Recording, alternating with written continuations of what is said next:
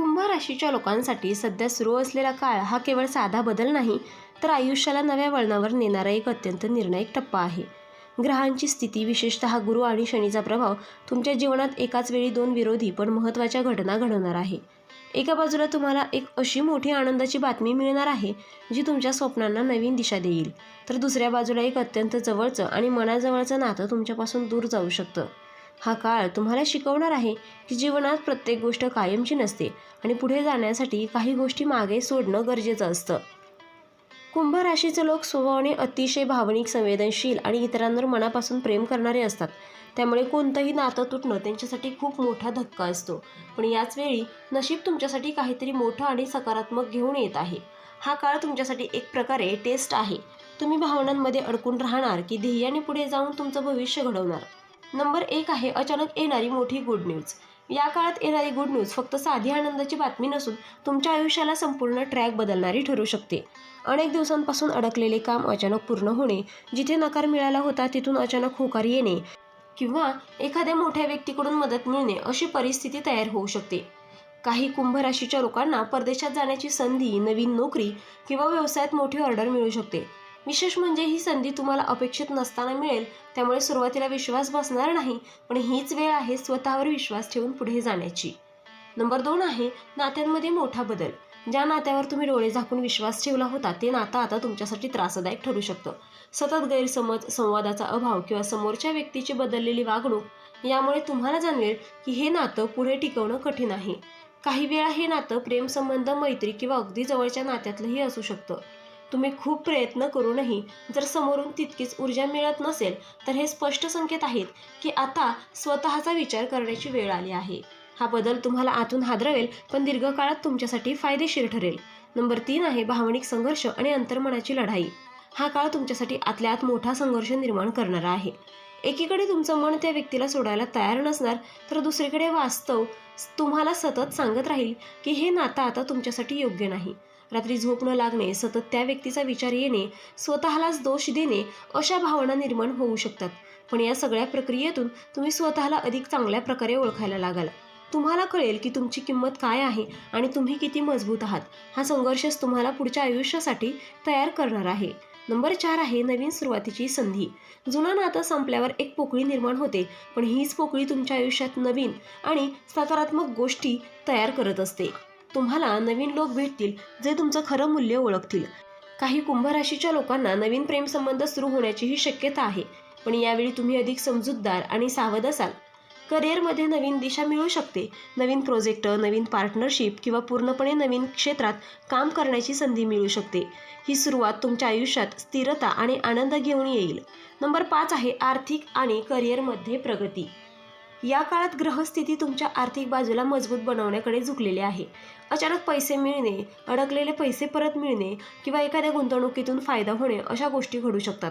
नोकरी करणाऱ्यांसाठी बढती, पगारवाढ किंवा नवीन जबाबदाऱ्या मिळण्याची शक्यता आहे. व्यवसाय करणाऱ्यांसाठी मोठी डील, नवीन क्लायंट किंवा व्यवसाय विस्ताराची संधी मिळू शकते. विशेष म्हणजे तुम्ही घेतलेले पूर्वीचे निर्णय आता फळ देऊ लागतील. त्यामुळे आत्मविश्वास वाढेल आणि तुम्ही आणखीन मोठे निर्णय घेण्यास तयार व्हाल. नंबर 6 आहे कुटुंबाचा आधार. या काळात कुटुंब तुमच्यासाठी सर्वात मोठं बळ ठरणार आहे. ज्यावेळी तुम्ही भावनिकदृष्ट्या कमकुवत वाटत असाल, त्यावेळी कुटुंबातील व्यक्ती तुम्हाला समजून घेतील आणि योग्य मार्गदर्शन करतील. आई वडील, भाऊ बहीण किंवा तुमच्या अगदी जवळचे नातेवाईक तुमच्या पाठीशी ठामपणे उभे राहतील. काही वेळा तुम्हाला वाटेल की कोणीच समजत नाही, पण कुटुंबाशी मन मोकळेपणाने बोलल्यावर तुम्हाला जाणवेल की तेच तुमचं खरं आधारस्तंभ आहेत. त्यांच्या सल्ल्यामुळे तुम्ही चुकीचे निर्णय टाळू शकता आणि योग्य दिशेने पुढे जाऊ शकता. नंबर 7 आहे मानसिक आणि आध्यात्मिक बदल. या काळात तुमच्यामध्ये आतून मोठा बदल घडणार आहे. आधी ज्या गोष्टी तुम्हाला खूप त्रास देत होत्या त्या आता तुम्ही शांतपणे स्वीकारायला शिकाल. तुमचा विचार करण्याचा पद्धत बदलू लागेल आणि तुम्ही अधिक परिपक्व बनाल. ध्यान, प्रार्थना किंवा आध्यात्मिक गोष्टीकडे तुमचा कल वाढू शकतो. काही वेळा मीन राशीचे लोक स्वतःला शोधण्यासाठी एकांतात वेळ घालवण्याचा निर्णय घेतील. हा काळ तुम्हाला फक्त बाहेरून नाही तर आतूनही मजबूत बनवणारा आहे. नंबर 8 आहे स्वतःसाठी वेळ देण्याची गरज. आतापर्यंत तुम्ही इतरांसाठी खूप काही केलं आहे, पण आता स्वतःसाठी वेळ देणं अत्यंत आवश्यक आहे. तुमच्या आवडीच्या गोष्टी करा, जसं की वाचन, संगीत ऐकणं, फिरायला जाणं किंवा नवीन काहीतरी शिकणं.